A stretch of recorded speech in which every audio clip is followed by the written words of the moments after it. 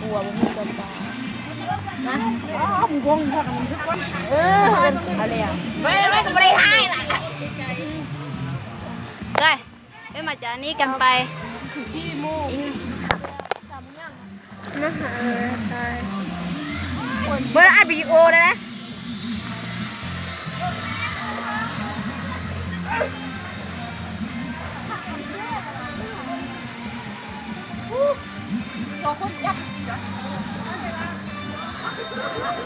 น่าหางานทานเลย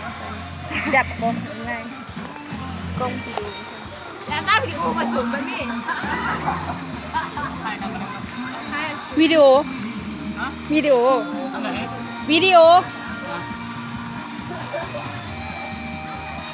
เอาขึ้นเอา